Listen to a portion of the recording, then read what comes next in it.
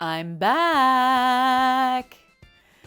Kia ora e te whānau 3-minute board games. It is I, Stephanie, the other half of the operation, the mother of Anne.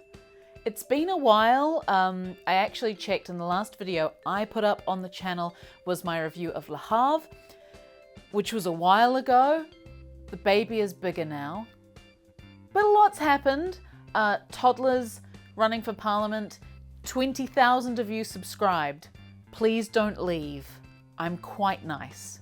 So about a month ago, as I was in the midst of running for Parliament, sadly unsuccessfully, but there's always 2026, I literally found myself dreaming about playing a particular board game, which made me realize that I have played very, very few board games since Anne arrived in our lives. Quite understandably, she takes a lot more effort to set up and also put away again.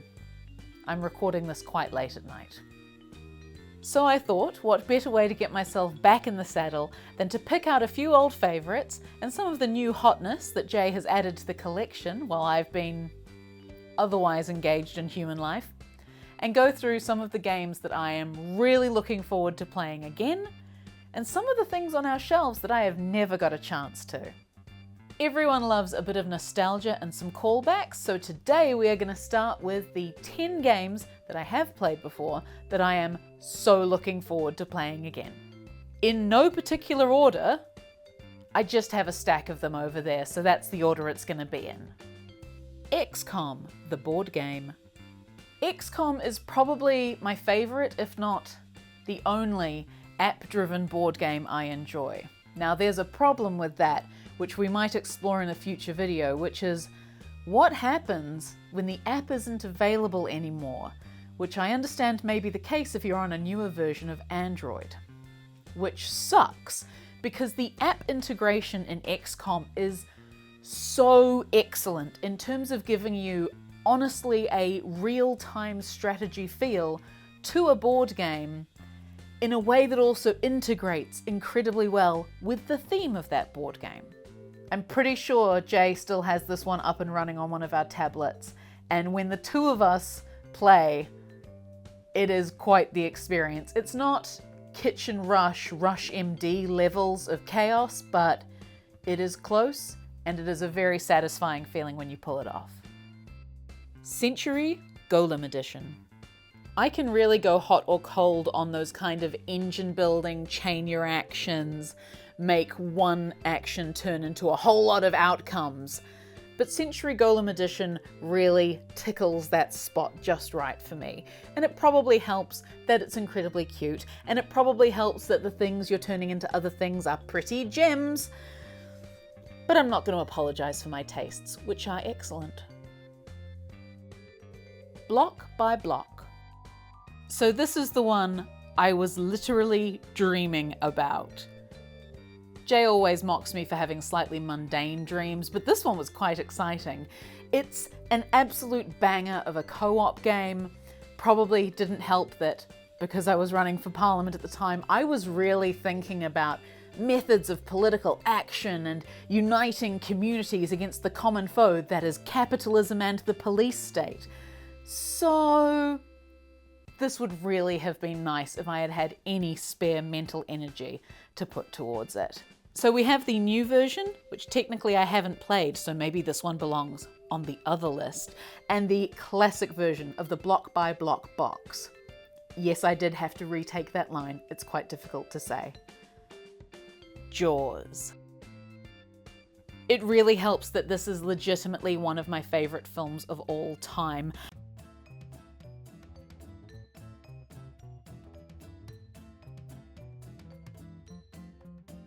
And their viewing of Jaws just really rekindled my love for it, because seeing people go through the experience of watching one of the greatest films ever made by Steven Spielberg when he was 27, the bastard, just shows you what makes it such a classic. And this game somehow captures the movie's essence.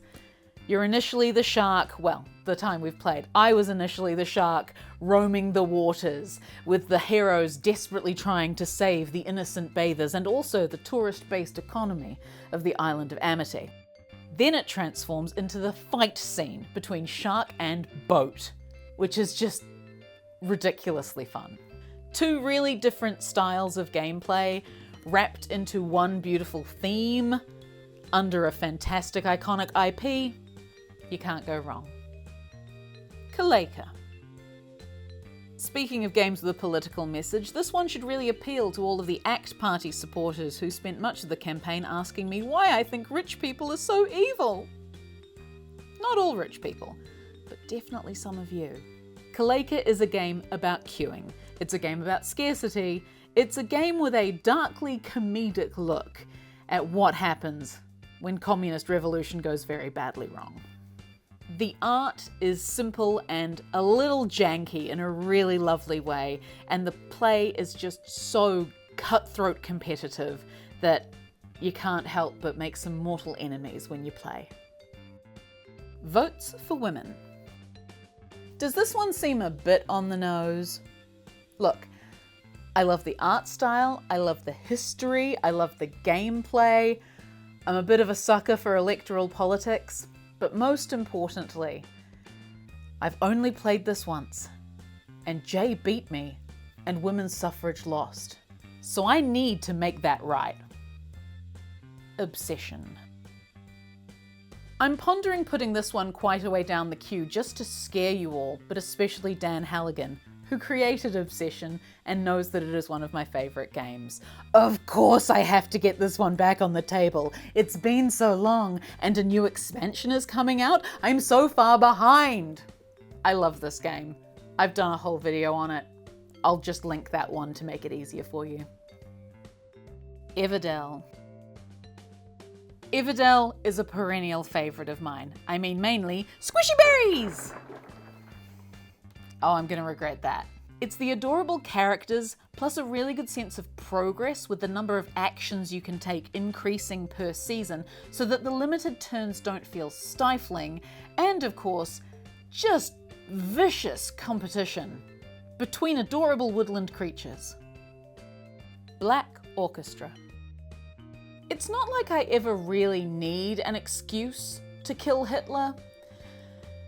But right now, with the state of global geopolitics, I really want to kill Hitler. This game is a really hard one. Thematically, obviously, it's going to be a hard no for a lot of people.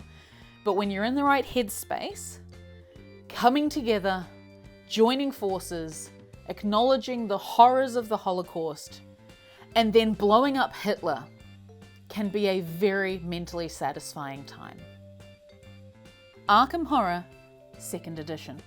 And finally, The Kingpin, the game that we have had in our collection so long we do not own the original box. This is the Dunwich Horror expansion lid on top of the Kingsport Horror expansion box.